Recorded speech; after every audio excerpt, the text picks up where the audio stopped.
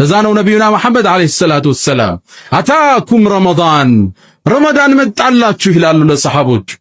ሸህሩ ሙባረክ አላህ የባረከው ወር፣ የተባረከ ወር፣ የአላህ እዝነት የሚለቀቅበት ረድኤቱ የሚከፈትበት ወር ልንገናኝ ቀናቶች ቀርተዋል።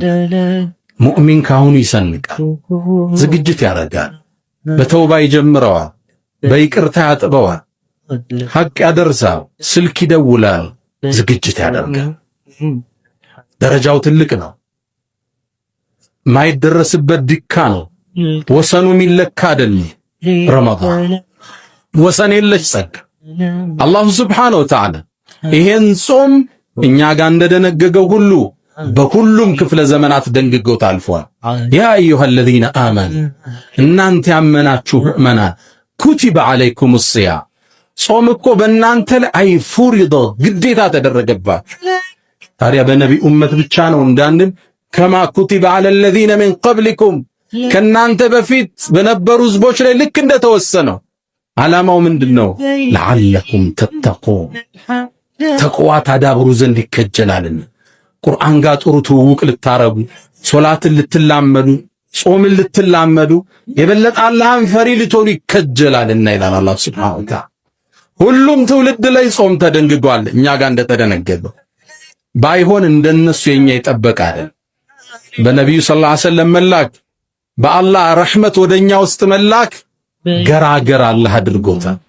ቀደምቶቹ ሲጾሙ ሌሊት ባለቤቶቻቸው ጋር መገናኘት አይችሉም። ቀደምቶቹ ሲጾሙ መናገር ያስፈጥር ነበር። ለዛ ነው መርየም አለይሃ ሰላም ቁርአን ላይ ፈለን ኡከሊመል የውመ ኢንሲየን ያለችው። ዛሬ እኔ ሰው አላናግርም ጾመኛ ነኝ በይ። ልጇን ይዛ መጣች፣ በምልክት ቋንቋ ነገረቻቸው። አንቺ አትናገሪም እንዴ? ልጅሽን እንዴት የታዘለን ሕፃን እናናግራለን? ከይፈ ኑከሊሙ መን ካነ ፊል መህድ ሰቢያ። አንቺ አውሪ እንጂ እሱማ እንዴት ይናገራል? ቸከቸኳት። ጾሟ እንደ ፈርሳ ቋን ዘጋች። ቀደምቶቹ ሲጾሙ ማውራት ክልክል፣ ለሌሊት ባለቤቶቻቸው ጋር መተኛት ክልክል። ሲቶብቱ ራሳቸውን ሁሉ እንዲገድሉ የተደረጉ ህዝቦች አሉ። ፈቱቡ ኢላ ባሪኢኩም ፈቅቱሉ አንፉሰኩም የተባለ ትውልድ አሉ።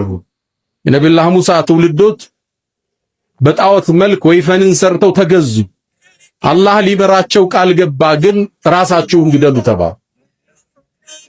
ከወንጀል የሚጸዱት በመሞትም ነበር።